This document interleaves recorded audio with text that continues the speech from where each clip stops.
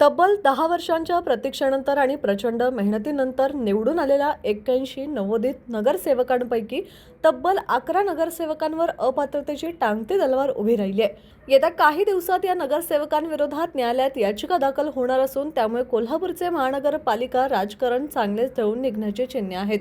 नगरसेवक अपात्रतेस कारणीभूत ठरणाऱ्या गंभीर त्रुटी, विशेषतः उमेदवारी अर्जात आवश्यक कायदेशीर माहिती न भरणे, महानगरपालिकेच्या जागेवर अतिक्रमण तसेच बेकायदेशीर बांधकामे यांसारख्या मुद्द्यांवर ही कारवाई प्रस्तावित आहे.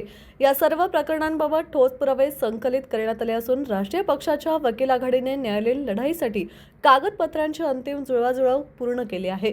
हा विषय माननीय न्यायालयासमोर गेल्यानंतर निकाल लागेपर्यंत संबंधित नगरसेवकांना कामकाजावर स्थगिती, कोणत्याही समितीवर नियुक्ती न मिळणे अशा स्वरूपाचे सूचना आदेश दिले गेल्यास किमान 2 ते 2.5 वर्षे हे नगरसेवक पूर्णपणे निष्क्रिय ठरण्याची शक्यता आहे.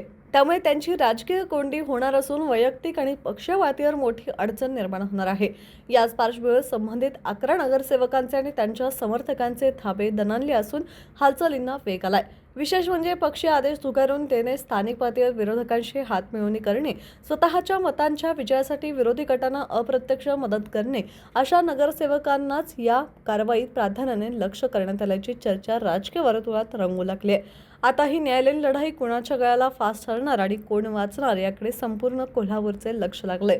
आगामी काळात या प्रकरणामुळे कोल्हापूर महानगरपालिकेतील सत्ता समीकरणे बदलण्याचीही शक्यता नाकारता येत नाही.